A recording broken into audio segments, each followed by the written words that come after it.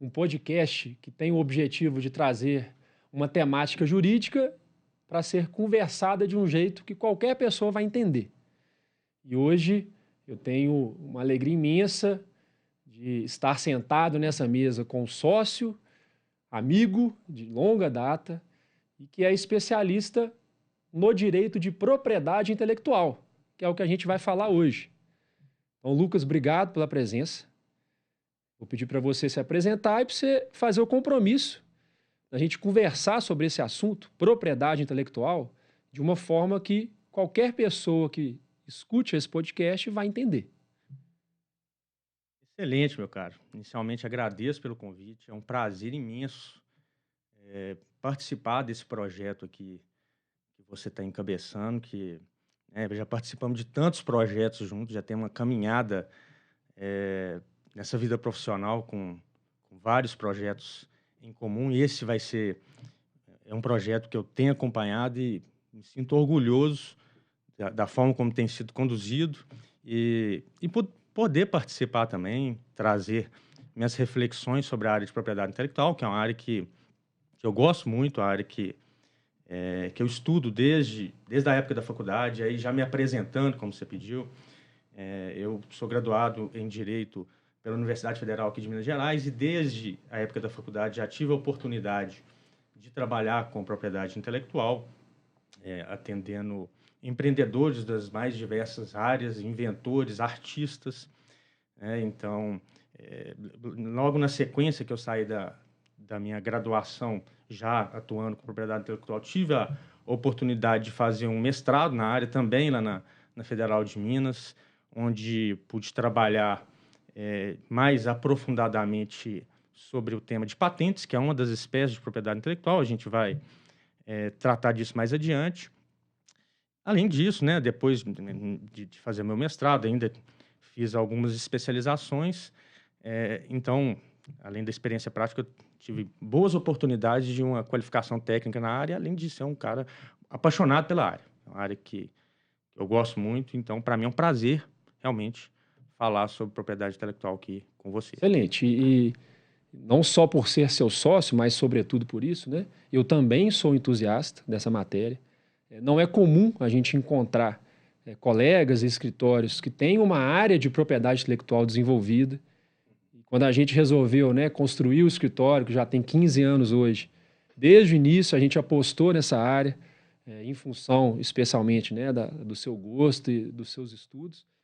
E hoje a gente vê que cada dia mais a propriedade intelectual ganha um foco maior, tem mais relevância para o dia a dia do empresário. Mas é importante a gente explicar para o público o que é a propriedade intelectual, né? Eu acho que a pergunta é essa. Por quê? Tem muita gente que entende que propriedade intelectual é marca. Vão registrar a marca. Essa pessoa, ela não está errada de falar isso, mas só que vai muito além. Então Correto. explica para o público o que é a propriedade intelectual. Perfeitamente. Essa confusão que o pessoal faz com marca e propriedade intelectual, como se fossem sinônimos, ela é comum, não deixa de existir alguma verdade nisso, até porque a marca é uma das espécies de propriedade intelectual, mas o tema PI, né, que a gente fala, que é propriedade intelectual, é muito mais amplo do que as próprias marcas. Propriedade intelectual é um ramo do direito que protege qualquer tipo de criação intelectual humana, seja ela qual for. E aí vai entrar dentro das espécies de propriedade intelectual, criações intelectuais artísticas, né, que no caso são protegidas pelo direito autoral, que é um ramo da propriedade intelectual. Vai entrar as patentes, que são inovações tecnológicas ligadas à indústria, né? São inovações tecnológicas que têm aplicabilidade na indústria, não deixa de ser uma inovação tecnológica protegida pela propriedade intelectual. A gente tem as marcas, também temos as indicações geográficas que são títulos concedidos para determinados players no mercado que estão vinculados a uma localidade específica, e aquela localidade tem algumas características que a diferenciam de outras localidades. E, portanto, esses empresários buscam uma qualificação, que a gente chama de indicação geográfica, para que eles tenham um diferencial no mercado. Eu vou dar um exemplo para ficar mais claro. Lucas, deixa eu me permita te cortar. Por favor. Eu vou levantar a bola. Você falou aí, eu acho que dos tópicos, do que tem dentro da propriedade intelectual, né? Você falou marca, patente, direito autoral, enfim. Então, qual que é a minha sugestão? Vamos pegar cada um e aí eu te peço, conceitue rapidamente e vamos trazer um exemplo. Eu vou começar pelo mais fácil. Eu me habilito a já lançar o exemplo. Marcas. Nosso escritório tem uma marca, já de longa data. O que a gente fez? Registramos essa marca para garantir o direito de propriedade intelectual dela. Esse estúdio que a gente está hoje tem uma marca, que também foi registrada. Exatamente. Então, é assim que funciona. Fale para a gente sobre marca. Tá. Então, assim, contextualizando, né, só para encerrar a questão, a propriedade intelectual, então, ela abrange qualquer tipo de criação intelectual humana e aí a gente vai falar agora sobre as espécies de propriedade intelectual. Uma delas é marca. A marca nada mais é do que um sinal distintivo que diferencia um produto ou um serviço de outros do mesmo segmento no mercado. Então, é um ativo de propriedade intelectual de grande valia, né? Tem empresas cujo valor da marca ela supera bastante o valor de ativos tangíveis. A gente pode dar vários exemplos. Um deles que é clássico é o Uber, né, que sequer tem um veículo próprio. Ela trabalha apenas com a inovação do software, que também é um direito de propriedade intelectual, vamos tratar mais adiante.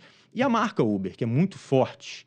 A marca que tem um valor no mercado enorme. E isso acontece com várias empresas. Então, a marca ela é aquele sinal distintivo, aquele nome e logo que diferenciam aquele serviço ou um produto de outros no mercado. Legal. E eu imagino que o registro desse direito de propriedade intelectual, espécie marca, vai garantir que outros concorrentes utilizem logo e logotipo semelhante. É isso. Outros concorrentes não utilizem. Exatamente. Não possam utilizar. Não possam utilizar. O registro da marca, e aqui no Brasil a gente não tem um sistema que a gente chama de sistema atributivo de direito, no caso das marcas, que significa o quê? Que quem registrar primeiro é o dono da marca. Temos exceções, tá?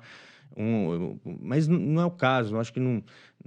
Essas exceções são casos bem específicos, né, do usuário anterior, invocar o direito de precedência, mas são questões mais técnicas e específicas que não vêm ao caso. O que importa e que acontece na maioria das vezes é quem registrar primeiro um sinal distintivo para aquele ramo de atividade vai ter exclusividade sobre aquela marca e vai impedir que terceiros utilizem essa mesma marca. Não apenas registrem a mesma marca, mas utilizem no mercado. Ela vai ter exclusividade sobre o uso da marca naquele segmento. E se um concorrente eventualmente começar a utilizar, essa empresa detentora da marca vai ter todo o ensejo para exigir a retirada e pedir indenização pelo uso indevido. E, inclusive, Lucas, é uma questão relevante. Essa indenização por uso indevido de marca, ela é o que a gente chama de direito, ela é presumida. Então, o detentor da marca, ele sequer precisa comprovar para o juiz que teve prejuízo com o uso indevido daquela marca. Ele precisa apenas comprovar que a marca foi usada indevidamente. O juiz ele vai adotar uma premissa que é consolidada na justiça brasileira, uma premissa de que, havendo uso indevido da marca, houve dano. Ou seja, vai discutir o valor. Vai discutir apenas o valor. Interessante. E aí, uma mensagem para você, empresário. Você já imaginou? Você criou o seu negócio, ralou pra caramba, sempre é muito difícil e desafiante no começo. Fez sua marca ganhou notoriedade, você já tem ali uma clientela, um público imenso, tem ali 3, 4, 5 anos, não tomou o cuidado de registrar e de repente bate na sua porta um advogado, possivelmente, né, de propriedade intelectual, dizendo o seguinte: olha, o meu outro cliente, ele tem essa marca sua registrada. E aí você vai ter que tirar, vai ter que parar de usar. Imagina o prejuízo disso. Anos de investimento, a gente atuando na área há muito tempo já presenciou isso, esse drama de vários clientes que chegaram ao escritório nos relatando uma situação como essa. Em alguns casos tem solução, tá? Então, se isso aconteceu com algum de vocês, não é o fim dos mundos. A gente tem boas estratégias para minimizar um prejuízo decorrente de uma situação dessa, mas é comum, Lucas, é comum. Não, E tem muitas empresas que já estão no mercado há muito tempo, que tem uma marca forte, né, que foi construída ao longo de vários anos e com um trabalho consistente de publicidade, marketing, e não tem a marca registrada. Então está correndo esse risco de cedo ou tarde alguém bater na porta, como você disse, né, e falar, meu caro, tira essa marca que agora ela é minha. Pois é, e eu lembrei aqui de um caso concreto, né? Você vai se recordar também. A gente trabalhando para um cliente que tomou esse cuidado, né? Obviamente, e notificamos uma outra empresa concorrente para que ele parasse de usar a marca e recebemos o retorno do dono do negócio, né? Foi triste. Basicamente, ele nos relatou um drama. Ele disse lá, né, na resposta, em tom de lamentação, dizendo, olha, eu utilizo essa marca há, sei lá, 40 anos, muito antes do seu cliente, mas infelizmente eu não tomei o cuidado de fazer o registro, eu reconheço isso, vou parar de utilizar, peço desculpas e a vida segue, né? Um drama. Um drama. Que não quer dizer, repito, que não quer dizer que não tenha solução. Nesse caso específico, para essa parte, provavelmente ele não estava assessorado por um advogado especialista na área, porque havia alternativas para ele minimizar o prejuízo ou para, quem sabe, discutir. Então, o que eu quero dizer com isso é que, se você recebeu algum tipo de comunicado nesse sentido, ainda existem algumas alternativas para se trabalhar. Mas o mais importante do que isso é evitar que isso aconteça. Como? Fazendo registro numa autarquia que a gente tem aqui no Brasil, que é onde a gente faz todos os registros, e ela faz a gestão das marcas do território brasileiro, que é o Instituto Nacional de Propriedade Industrial, o INPI. Então, um registro feito no INPI, cujo investimento ele é infinitamente inferior a um possível prejuízo que a pessoa possa ter com a... A gente trabalha muito assessorando empresários na constituição de novos negócios, né? É comum. Ele precisa ali de um apoio jurídico em várias vertentes. E para você, empresário, que está constituindo o seu negócio agora, dentre os vários desafios e necessidades jurídicas, contábeis e outras mais, saiba que criação e registro da sua logomarca é fundamental. Lá no início, no começo. E o que o especialista está dizendo aqui é que o custo é baixo. Então tem que fazer. Perfeito. Isso certo? Perfeitamente. Vamos falar agora de patente. Vamos começar a descer o buraco ali da conversa. Bom demais. O que eu entendo? Não sou especialista na matéria. O que eu entendo como patente? É um cabeçudo inteligente, inventou alguma coisa que vai, em alguma medida, melhorar algum processo, algum procedimento. E isso tem um valor e esse cara tem como proteger. Perfeito. Explica pra gente, dá um exemplo. Beleza. A patente, ela já está, ela também, assim como a marca, né, está vinculada à indústria, né? A gente fala, para que uma pessoa consiga obter um título de patente, aquela inovação tecnológica que você diz, que esse cabeçudo, ou seja, uma empresa, né, ela desenvolve uma inovação tecnológica, ela tem que ter aplicabilidade industrial. Esse é um ponto, é um dos requisitos para que a patente exista. Outro requisito muito relevante para que qualquer inventor ou empresa que trabalhe com inovação tecnológica consiga uma patente é que aquilo seja novo.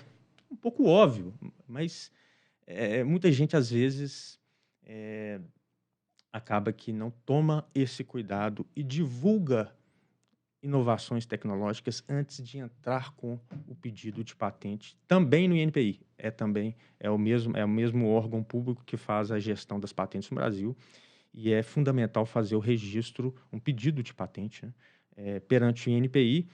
E já uma orientação, tá? Que fique aqui uma orientação muito relevante para quem atua nessa área, para que não faça qualquer tipo de divulgação de inventos, de aprimoramentos técnicos, seja ele o mais simples que for, antes de proceder com o pedido de patente. Porque fez essa divulgação, publicizou isso, seja na rede social, ou por meio de um artigo, ou numa palestra, perde-se o critério da novidade. E se o INPI, no momento de analisar se a patente deve ser concedida ou não, se ele tomar conhecimento dessa divulgação prévia, o risco de tomar um indeferimento é alto. Tá? Ou seja, tem que guardar as 7 chaves. Tem que guardar as 7 chaves. Sim. Existe uma exceção relevante, que a gente chama de período de graça, previsto na Lei de Propriedade Industrial, Lei 9279, que estabelece que se o inventor, por ele próprio, divulgar aquele invento aquela inovação tecnológica em algum evento, algum artigo, de alguma forma, ele, divulgando por ele próprio, ele vai ter a prerrogativa de fazer a solicitação de patente dentro de 12 meses. É o que a gente chama de período de graça. Ou seja, é uma exceção dessa regra que eu coloquei. Sim. A regra geral é, não divulgue antes de solicitar a patente. Mas existe uma necessidade muito grande de fazer essa divulgação, que não seja entre particulares, né? Porque se for entre particulares, a gente pode assinar um termo de confidencialidade para que ninguém divulgue. Isso é muito comum nesse mercado. Mas se for uma divulgação pública... Um evento, um congresso. Um evento, congresso. Aquele inventor, ele tem que fazer essa divulgação por conta própria, não pode ser um terceiro, tá? É um primeiro requisito. E se ele fez essa divulgação, o reloginho começa a correr e ele vai ter 12 meses para fazer esse requerimento de patente, sob pena de perder o critério da novidade. Entendi. Tá? Agora me diz o seguinte, qual que é o principal benefício de se patentear uma invenção? Olha, Lucas, grande benefício é a exclusividade de exploração daquela inovação tecnológica e os ganhos econômicos que isso pode promover. A empresa pode licenciar... Ou a pessoa, né? A pessoa ou a empresa, né? Ela pode aproveitar-se com exclusividade daquela inovação tecnológica, produzindo aquele produto ou usando aquele método, ou pode licenciar isso para terceiros. Isso pode ter um valor no mercado muito grande, né? Pode licenciar isso para quem tenha interesse, desde que dentro do prazo de vigência da patente. Isso é importante a gente mencionar, e aí retomando, né, para não deixar essa lacuna. No caso das marcas, o prazo de vigência de uma marca é de 10 anos. Então, a marca foi concedida hoje, a empresa ou a pessoa física, ela vai ter 10 anos de exclusividade, que pode ser renovado a cada 10 anos, então tem que ficar atento a esse prazo. No caso da patente, o prazo de vigência de uma patente é de 20 anos, se for uma patente de invenção, e de 15 anos, se for uma patente de modelo de utilidade. O que é isso, invenção? A patente de invenção, ela é aquela criação intelectual totalmente inovadora. É a mais difícil, né? É a mais difícil de acontecer.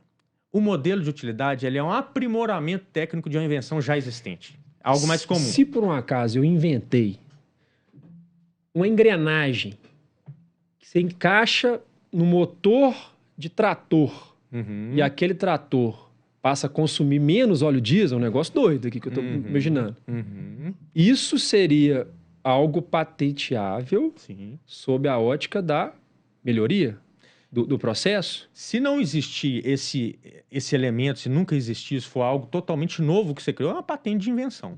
Patente de invenção. Agora, se esse mecanismo já existia, seja aqui no Brasil, em qualquer lugar do mundo, e você aprimorou, você tornou ele mais eficiente, você trouxe melhoramentos técnicos para aquela invenção, é uma patente de modelo de utilidade cujo prazo de vigência é menor. Isso é o tipo de patente mais comum. Mais comum. E a partir do momento, nesse meu exemplo, que eu desenvolvi, patenteei, para que uma montadora de trator, né, possa utilizar aquela invenção, ela vai precisar pedir para mim. Sim.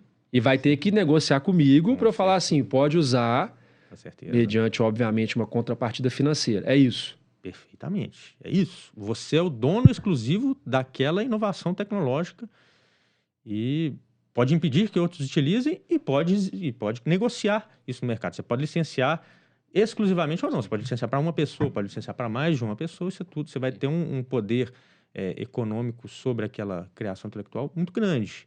Isso é muito importante. E aí vem um recado para quem estiver assistindo. Você aí que é inventor e normalmente a turma da engenharia está muito ligada a isso, desenvolveu alguma coisa que tem uma aplicabilidade ali no processo, que vai melhorar, ou uma coisa totalmente inovadora, pelo amor de Deus, faz o pedido de patente antes de você abrir essa inovação para qualquer pessoa, né? Às vezes até para o seu patrão, porque dependendo do que você está desenvolvendo, do que você construiu, isso aí pode ser a sua aposentadoria dos seus filhos e algumas gerações para frente. É isso aí, Lucas. E não deixe de contar com assessoria jurídica especializada.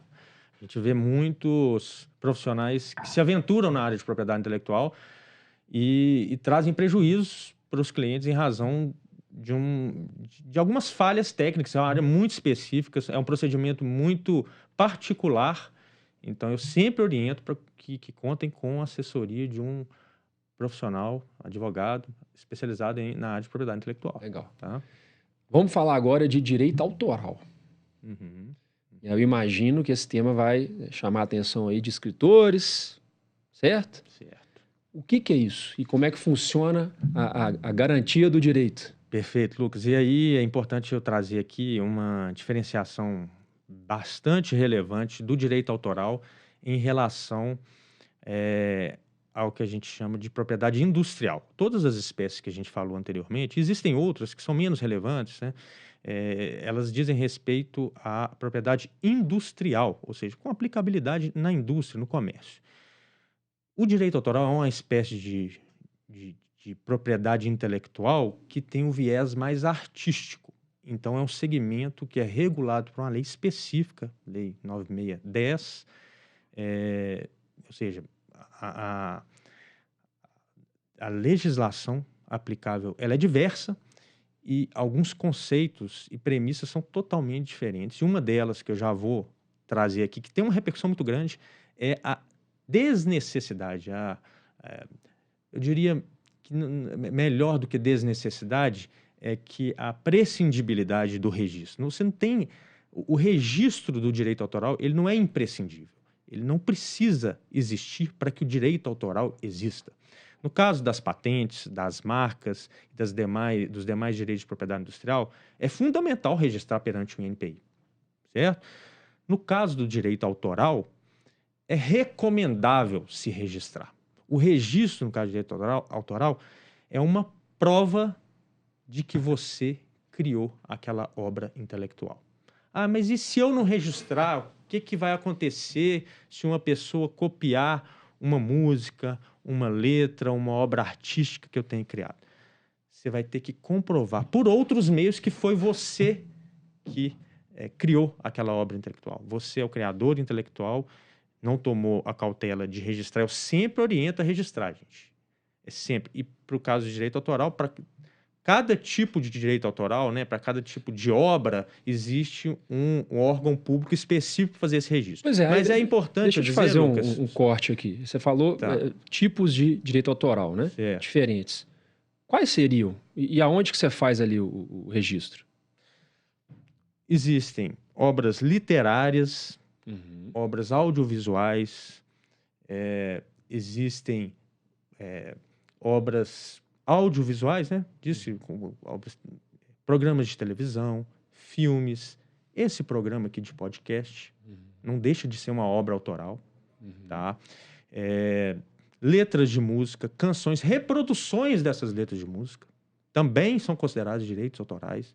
Então, um artista que, ainda que ele não tenha escrito aquela música ou escrito aquela letra ou produzido aquela canção, mas se ele reproduz em algum meio, seja, né, uma mídia ou na rede social, essa reprodução que ele faz é uma obra autoral, protegida pelo direito autoral, certo? Como que você faz o registro? Para cada tipo existe um órgão público específico. Por exemplo, as obras literárias são registradas na Escola de Artes Plásticas da Universidade Federal do Rio de Janeiro. Obras plásticas também na na Universidade Federal do Rio de Janeiro. Os softwares, e aí é um assunto específico, depois a gente pode aprofundar, Sim. mas são considerados direitos autorais. É mesmo? São considerados direitos autorais, o registro é feito no INPI. E aí, sendo considerado direito autoral, aplica-se essa máxima, né? Essa premissa que eu te disse. Não é fundamental o registro, embora seja recomendável. E o registro de um software é ainda mais recomendável, porque como que você vai provar que aquele código-fonte é seu, a não ser por meio de um registro no INPI? E o registro no INPI, você coloca lá qual que é o código-fonte, que não vai poder ser reproduzido. Então, para cada espécie de direito autoral, existe um órgão público específico. A maioria deles se concentra na UFRJ. Tá. Então eu vou pegar um gancho e a gente vai agora falar um pouco do software, né? Que você acabou de explicar, que é uma espécie de direito autoral, né? Isso hoje está muito em voga. Sim. Quantos aplicativos e programas, principalmente para celular, né, que são lançados diariamente e que a gente utiliza nos nossos celulares. Como é que funciona isso, né? Você falou do código-fonte. Isso. O que seria o código-fonte, uma maneira fácil aí da turma entender, e aí você vai fazer o registro disso para garantir ali que você foi o criador. Exatamente. O código-fonte é uma linguagem técnica daquele aplicativo que você produziu, é uma sequência de letras e números que os programadores entendem melhor do que nós, do que seria, mas é basicamente uma descrição, a leitura técnica daquele programa de computador que foi criado. Sim. Tá? O registro é feito no INPI, um procedimento relativamente simples, que dá um direito de exclusividade por 50 anos, né? Então, uma exclusividade bastante extensa, né? Em comparação com os outros tempo, né? Muito tempo. E ela tem uma outra peculiaridade bem interessante, que ela tem validade no mundo inteiro, o registro feito no INPI. Nenhuma espécie de propriedade intelectual tem validade fora do território brasileiro, a não ser o software. Interessante. Então, você fez o registro de software no Brasil, comprovou a autoria daquele programa de computador, daquele código-fonte, você tem a exclusividade sobre ele no mundo inteiro. No mundo inteiro. Tá? Legal. E aí, Lucas, falando aqui sobre essa questão do software, me lembrei de uma questão importante sobre a patente que eu deixei de mencionar quando disse sobre o critério da novidade. Para qualquer um dos critérios, né, para se conseguir uma patente é a novidade. Para qualquer pedido de patente é fundamental que o inventor ou seu procurador faça uma busca nas bases de dados, não apenas do INPI. Esse critério de novidade, ele precisa ter uma abrangência internacional também. Aquele invento, no caso da patente, ele não pode ter sido levado ao mercado ou sido depositado em outros escritórios de marcas e patentes em nenhum lugar do mundo, porque ele vai deixar de ser novo. Então, uma ressalva importante: você inventor, empresa ou empreendedor de uma empresa de inovação que trabalha com inovação tecnológica, no momento de buscar se aquela criação intelectual ela é nova ou não deixe de fazer uma busca nos bancos de dados do USPTO, que é o escritório de marcas e patentes americano, do EPO, que é o escritório de marcas e patentes europeu, Google Patentes também, até Google, cara, traz uma... a Google dominando, né? Dominando, traz um banco de patentes muito significativo, muito relevante. Então, isso tem que ser feito. E muita gente faz apenas no INPI e chega lá na frente, o critério da novidade não é preenchido porque existe uma inovação tecnológica semelhante aqui, num país próximo ou na Europa. Então, essa é uma dica importante. Agora eu vou puxar um gancho de uma postagem que você fez no seu LinkedIn. Inclusive, eu vou deixar depois aqui para a turma te seguir no LinkedIn. Mas faz alguns dias que você publicou uma notícia que eu achei super interessante. Eu vou contar do meu jeito para você explicar o que significa isso, né? Foi conferido um direito de propriedade intelectual para produtores de café de uma região específica. Isso. O que foi isso? Conta esse exemplo explicando do que se trata sob a ótica da propriedade intelectual. O que acontece? Vocês lembram que eu disse no início da nossa conversa aqui que uma das espécies de propriedade intelectual é a indicação geográfica. A indicação geográfica é um título que é concedido para empresários, produtores de determinada região em razão das condições, seja geográfico-climáticas, físicas daquela região. E nesse caso em específico, os produtores de café da região da Serra da Canastra, eles entraram com pedido de indicação geográfica para os cafés produzidos na região da Serra da Canastra. Por quê? Argumentando que aquela região tem um solo propício para aquele tipo de café, que aquela região tem um clima propício para a produção desse café e, portanto, todos os produtores que estivessem naquela região, isso é muito bem delimitado no momento, deve ser muito bem delimitado no momento do pedido, todos os produtores daquela região podem se beneficiar dessa indicação geográfica, que é basicamente o seguinte: você colocar no rótulo lá do seu queijo, que é um queijo, no caso, se for indicação geográfica de queijo, né, a gente está falando do café, colocar na embalagem do café, que é um café da Serra da Canastra, da região da Serra da Canastra. Inclusive, eu falei do queijo aqui porque o queijo é mais famoso, né? O queijo Canastra é muito famoso e já tem uma indicação geográfica há muito tempo. Desde 2012 a gente tem a indicação geográfica do queijo Canastra. Então, os produtores lá da região podem divulgar os seus queijos como queijo Canastra. O produtor de queijo aqui da região metropolitana de Belo Horizonte não vai poder fazer isso. E se fizer isso, vai estar infringindo o direito de propriedade intelectual da associação dos produtores de lá. Exatamente. Porque normalmente esses pedidos são feitos por associação que congregam Ou seja, produtores. Como se não bastasse, né, a maravilha daquele local, né, em termos naturais, né, e somos suspeitos para dizer porque estamos próximos, né, com a nossa unidade lá em Lagoa da Prata. Agora, se você adquire um queijo e um café da região, você está adquirindo um produto diferenciado, né? Sim, produto diferenciado, e você está fomentando, né, a produção naquela região.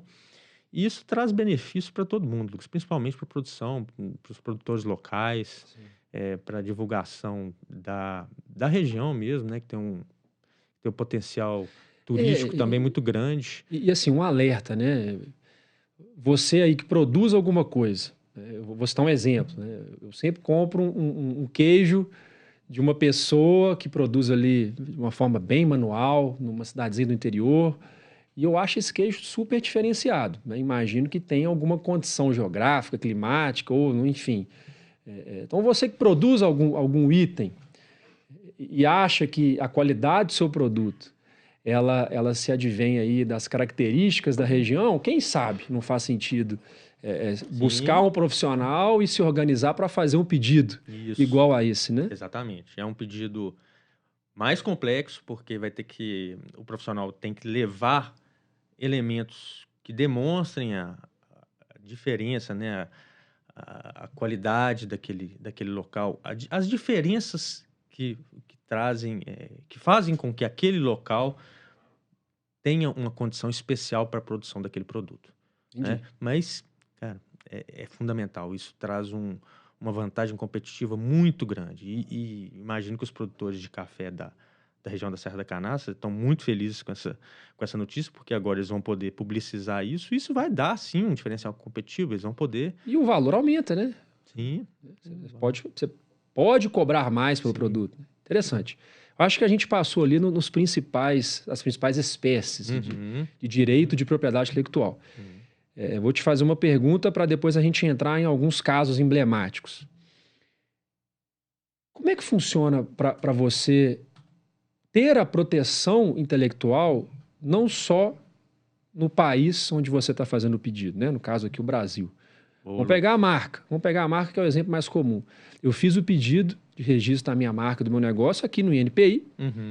Tive ali a concessão, tenho ali a garantia de 10 anos, podendo prorrogar, etc. Mas o que eu entendi é que eu não tenho essa proteção na Argentina, e nem nos Estados Unidos, e nem na Europa, e em lugar nenhum, né? Perfeito. Como é que funciona isso? A concessão de um direito de propriedade intelectual, via de regra, ele tem abrangência nacional, tá? Então, se o empresário ou a empresa, ou o inventor, né, pessoa física, tenha a pretensão de explorar economicamente aquela inovação tecnológica em outros países, ele vai ter que se movimentar para isso. E como que funciona? Tanto no caso das marcas e patentes, que são as espécies de propriedade intelectual mais corriqueiras, né?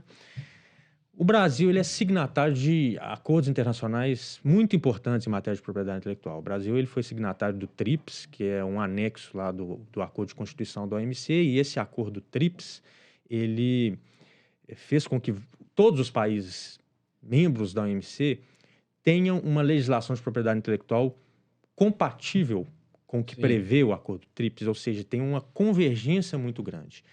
E por ser signatário do TRIPS, o Brasil também é signatário de outros acordos internacionais que têm também vínculo com o TRIPS e possibilita uma ramificação mais facilitada dos pedidos de patente ou de marcas para outros países. Mas isso quer dizer que você não tem que ir lá no país e fazer o procedimento? Exatamente. Você tem as duas opções. Se eu tenho uma marca registrada aqui no Brasil e quero registrar essa marca na Argentina, por exemplo, eu posso fazer de duas formas. Uma forma é eu ir lá fazer um registro. Para isso, eu vou ter o custo com não só os custos administrativos, mas com um profissional para fazer esse acompanhamento lá na Argentina. Ou eu posso me valer de um acordo internacional que o Brasil assinou. No caso das marcas, ele se chama Protocolo de Madrid. Eu posso me valer do Protocolo de Madrid e fazer esse registro via INPI. O que facilita muito. Facilita, né?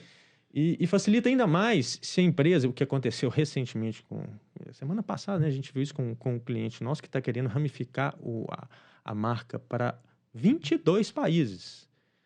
Ou seja, se ele for constituir um procurador para cada um desses países e pagar taxa específica, ele vai ter um custo financeiro e um trabalho operacional muito grande, né? E é o que sempre aconteceu antes do Brasil ser signatário desses acordos. Agora, sendo signatário do Protocolo de Madrid, que esse acordo específico não tem muito tempo que o Brasil se tornou membro, possibilita que faça essa ramificação com um pedido só no INPI. Então, a gente vai poder... claro, as taxas, elas são compatíveis com o número de registros que se quer fazer. Então, se o sujeito quer ramificar o pedido de registro de marca dele para 50 países ou para 20 países, o custo vai ser proporcional. O custo de taxa. Custo de taxa. Sim. Tá? Porque para cada país aplica-se uma taxa diferente. E, embora isso se concentre na OMPI, que é a Organização Mundial de Propriedade Industrial, que ela faz essa interação com o nosso INPI, isso é tudo concentrado lá, mas são taxas diferentes. Até no momento que a gente faz um pedido de registro em outros países, isso é delimitado. Se você está querendo registrar em 20 países, o custo total é esse. Por quê? No país tal custa tanto, no país Y custa tanto. Ou seja, cada país adota um procedimento. A cobrança das taxas administrativas, elas são assemelhadas, mas o procedimento é bastante facilitou demais. Simplificado. Eu fiquei impressionado, né? Lembrei de um outro caso concreto nosso, um cliente que ele pediu registro em Portugal, né? De uma marca que já tínhamos registrado no Brasil e foi muito rápido. Muito rápido, muito rápido. Questão, assim, de poucos meses, né? A gente sofre com isso no Brasil, Lucas. A gente está mal acostumado com a morosidade do nosso escritório de marcas e patentes, né? Que é o que se chama esses órgãos públicos que fazem a gestão. Realmente, a gente tem um backlog muito grande no INPI, a gente sofre com isso.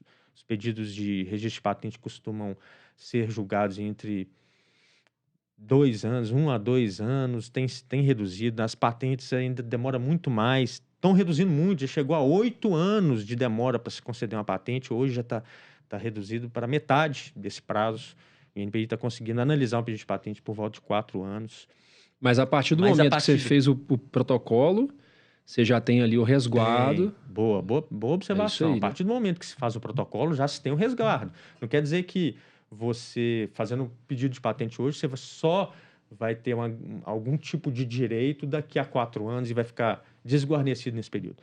Você tem, a partir do pedido, você tem uma expectativa de direito, que já te dá a prerrogativa de notificar quem está usando aquela marca indevidamente ou quem está produzindo. Legal. Mas retomando a questão da ramificação para outros países, e agora falando da patente. O Brasil também é signatário de um acordo internacional muito relevante, que chama PCT, no caso das patentes, que permite que uma patente depositada no Brasil seja ramificada para vários outros países em um procedimento único, assim como acontece com a patente, com as marcas. Só que no caso das patentes tem uma observação muito relevante que todo mundo tem que saber e muita gente não sabe. O prazo para se ramificar para outros países, ele é um prazo específico, no caso da patente, de 1 ano. Então, se eu fiz um pedido de patente aqui no Brasil e quero ramificar para outros 5 países, vamos supor, eu tenho 1 ano para fazer isso, sob pena de eu perder o critério da novidade nesses outros países. Né? Importantíssimo. Então, se eu comer mosca, fiz o pedido de patente no Brasil, não vou esperar o meu pedido de patente aqui ser concedido para depois ramificar. Perdeu. Vai passar 4 anos, você já não vai poder mais pedir em outros países, você vai perder o critério de novidade para esse país. No Brasil, o seu pedido vai ser analisado, se os outros critérios forem respeitados, você vai ter a patente concedida. Então, se a empresa, o inventor que tenha a pretensão de explorar economicamente sua invenção em outros países além do Brasil, é fundamental ficar atento ao prazo que a gente chama de prioridade unionista. Isso está previsto na Convenção da União de Países, é outro acordo internacional sobre o qual o Brasil é signatário, que prevê o prazo de 1 ano para o Brasil fazer, para o depositante E esse levar tipo de esses pedidos para outros informação, países. esse tipo de informação, ele só reforça a importância de você, empresário, de buscar um especialista para essas análises.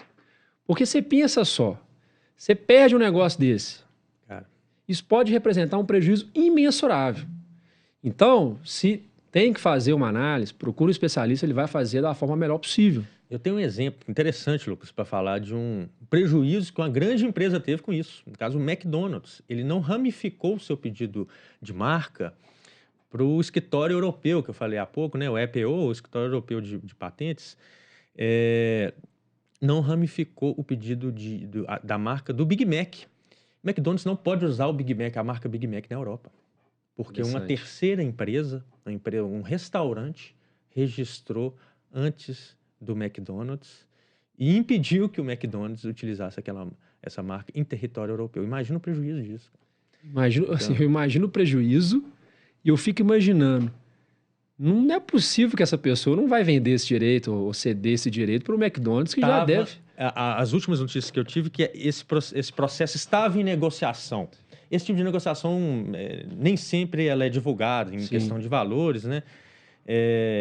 Então, assim, até onde eu sei, esse restaurante detentor da marca Big Mac estava em negociação com o McDonald's. Imagina o benefício, Não, né, econômico. que esse Eu sujeito vai- arriscaria dizer que essa negociação vai representar 100 vezes do que esse restaurante já faturou na vida inteira sim, dele cara.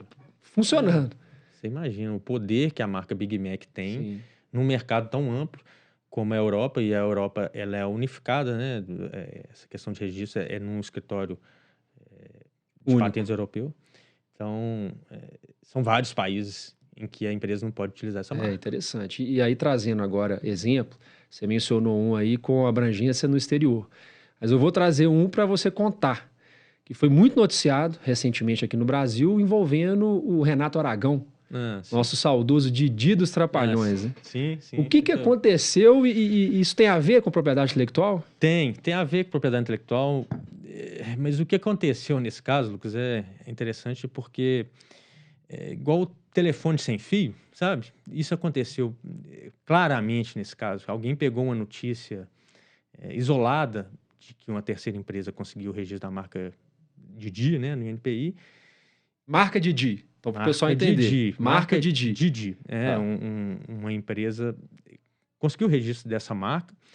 Só que o que foi publicado a respeito disso foi totalmente diferente, falando que depois de 40 anos, Renato Aragão não pode utilizar mais o termo Didi para suas apresentações, porque ele perdeu a marca. Na verdade, meu caro, o Didi nunca teve essa marca. A marca Didi nunca foi dele. Nem dele, nem da empresa dele. Didi é um pseudônimo, é um apelido que é protegido pelo direito da personalidade, né? Previsto no Código Civil. Ele vai poder usar o pseudônimo dele pelo resto da vida. Ninguém vai poder impedir que ele utilize. O registro, então, ele não precisa ser feito? É importante fazer o registro. Nesse caso, seria uma segurança, um poder sobre o termo maior que ele teria, né? Renato Aragão teria, porque ele poderia impedir que qualquer empresa explorasse economicamente esse termo. Mas impedir que ele utilize esse pseudônimo, que é um direito de personalidade dele, né? Garantido lá pelo Código Civil. Não tem jeito. Inalienável, não tem jeito. Que bom. Que bom. Isso aí Feliz ele vai poder. pelo Didi. Então, fez a nossa alegria aí muitos anos, né? Exato. Então, E eu lembrei de outro caso interessante ele não também. deve estar nem preocupado com isso, porque muita gente está lamentando, mas a verdade nunca foi uma estratégia dele ser detentor da marca Didi. Acho que a empresa dele, ou a Rede Globo, tem o registro da turma do Didi. E aí me foge aqui na memória se é da empresa do Renato Aragão ou da Rede Globo. A turma Didi, que é um programa de televisão. Sim. Ninguém vai poder utilizar. Agora, o termo Didi é um apelido. Coitado, né? Tirar do Didi. Exatamente. O direito de ser chamado de Didi seria absurdo mesmo, né? Não vai acontecer. Pois é, eu lembrei de um outro exemplo aqui, e quem estiver assistindo com mais ali de 25 anos, 30 talvez, vai se lembrar de uma banda brasileira de grande sucesso, inclusive até hoje, né? Que precisou mudar o nome. Tô falando do Nat Roots. Nat Roots. Nat Roots, para quem não se lembra, ele se chamava Nativos. Primeiro CD dele, um CD de capa marrom, né? Fez muito sucesso. Jogando bola, né? Menino jogando bola, exatamente. Ele foi o que expandiu, né, a banda no Brasil. Em pouco Nativos, tempo, era Nativos. Nativos. Certo? Nativos, com U. Com U. E aí, de Nativos repente, Nat Roots, por quê? De repente, Nat Roots. Ninguém entendeu na época, né? É questão de marca. Uma empresa registrou a marca Nativos com O, tá? Nem foi com U. Registrou a marca Nativos para o mesmo segmento, que é um segmento de entretenimento, antes da banda. E simplesmente notificou, meus caros, tire essa marca Parem mercado, de porque usar. ela é minha. Para de usar. Ela é minha. Ah, mas você argumentou, mas o seu Nativos é com O e o meu Nativos é com U. Não importa. O que importa é a fonética. Se a fonética é semelhante, pode confundir o consumidor. E se pode confundir o consumidor, elas não podem coexistir, né? Não podem atuar no mercado ao mesmo tempo. Nativos perdeu o registro da marca, essa marca Nativos, e agora, desde então, está usando Nat o Nat Roots. Roots, né? Provavelmente registrado perante a NBA. Eu acho também que o Charlie Brown teve um problema parecido. Sim. Por conta daquele desenho, né? Isso, no caso do Charlie Brown já tem relação com direito autoral, porque é um desenho que os produtores tinham o direito autoral sobre o personagem, né? O Charlie Brown é um personagem, e aí eles tiveram uma briga judicial grande por conta do uso desse direito autoral que já existia quando a banda estava atuando no mercado, né? E que mudou também, né? Porque eu acho que era Charlie Brown Jr., e aí eu acho que não pode ter mais o Júnior. Eu sei que teve uma mudança também. Realmente, Lucas. Alguma coisa nesse sentido. O resultado, eu não tô me lembrando, não, mas teve sim. Foi uma discussão mudança. que teve relação com direito autoral. Não foi uma marca registrada antecipadamente, mas um personagem. E os personagens, né? Os personagens criados aí no mundo do entretenimento, eles são protegidos por direito autoral. Interessantíssimo. Tá? Então teve uma contenda judicial a respeito do Charlie Brown também. Tem algum outro exemplo bacana para você contar aqui para a gente, para o público? Tem inúmeros exemplos de marcas, patentes. Um caso bem emblemático, caso concreto bem emblemático, que é uma briga judicial que está durando anos aí. São 2 casos que envolvem a Apple, né? Um deles é o registro do iPhone aqui no Brasil, que a Gradiente conseguiu registrar o iPhone antes da Apple. Isso está na justiça. Eles estão em briga e negociação. Isso já está até em instâncias superiores.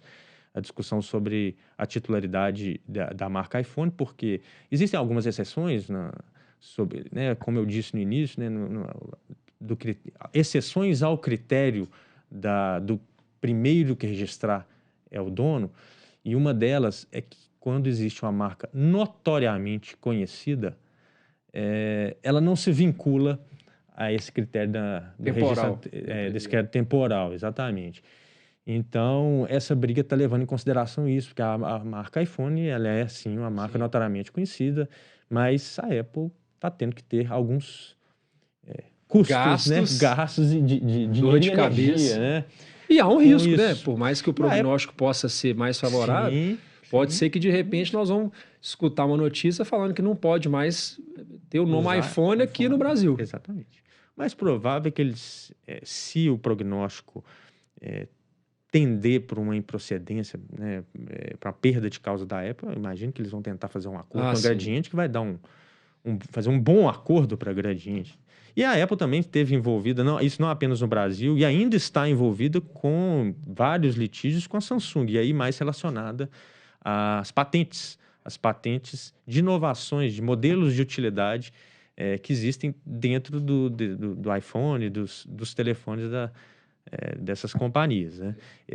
A Apple acusa a Samsung de copiar essas inovações tecnológicas e as patentes que todas são produzidas. Você tem ideia, Lucas? Briga. Tem mais de 100 patentes dentro de um iPhone. De 100 inovações tecnológicas protegidas por patente ainda vigentes, né? Porque o prazo de vigência da patente é um pouco extenso, né? E ela acusa a Samsung de copiar vários desses dispositivos, dessas inovações, e é uma briga que está durando aí alguns anos. E a notícia que se tem também é que eles estão em processo de negociação.